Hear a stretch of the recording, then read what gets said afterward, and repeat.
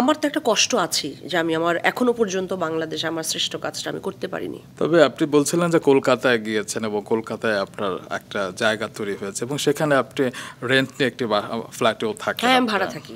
আচ্ছা, তো এত সহজ কি জার্নিটা ছিল? মানে যে কেউ চাইলো, কাজ পেলো কিংবা সেখানে সেটেল হলো, এত তো সহজ না। আপনি না। কিভাবে মানিয়ে নিয়েছেন আরেকটি দেশের সাথে? মানিয়ে নিয়েছি। এক্ষেত্রে না ওদের অনেকখানি জায়গা আছে। মানে এটা কঠিন, অবশ্যই কঠিন। ওদের অনেকখানি জায়গা আছে, কারণ প্রথমত ওখানে গুণের কদর হয়, আমি এটা সবসময় বলি। আমি যখনই কাজটা করলাম, আমি একটু লাইমলাইটে আসলাম, সবাই আমাকে নিয়ে কাজ করতে একটু আগ্রহ হলো। কিন্তু সত্যি কথা বলতে, কোথাও যদি তুমি কাজ করতে চাও, সেখানে তোমার যদি একটা ঠিকানা না থাকে, তাহলে সেখানকার ফিল্ম ফ্রেটার্নিটি বিশ্বাস করে না, প্রডিউসাররা বিশ্বাস করে না। আমি ভাবলাম যে ঠিক আছে, এবং তখন বাংলাদেশে আমি করতে পারি সেরকম খুব কাজ হচ্ছিল না আসলে। আমার তো একটা কষ্ট আছে যে আমি আমার এখনো পর্যন্ত বাংলাদেশে আমার শ্রেষ্ঠ কাজটা আমি করতে পারিনি। আমি অপেক্ষায় আছি।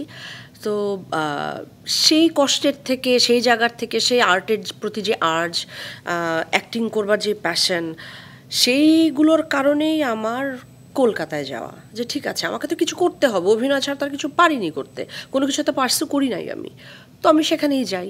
তো সেখানে গিয়ে আমি যখন আমার লাক ট্রাই করছি, কিন্তু সেখানেও কিন্তু আমি নাগারে অনেক অফার্স আসছিল, কিন্তু আমি খুব বেছে বেছে তখন কাজ করেছি। আপনি তো সেখানকার মেইন স্ট্রিম সিনেমার অফার পেয়েছিলেন, সেগুলো তো আপনি করেননি। হ্যাঁ, করিনি, কিন্তু এখন তো এগুলো নিউ মেইন স্ট্রিম ছবি। অবশ্যই, অবশ্যই। এবং আমার মনে হয় যে আমি ভুল ডিসিশন নেইনি।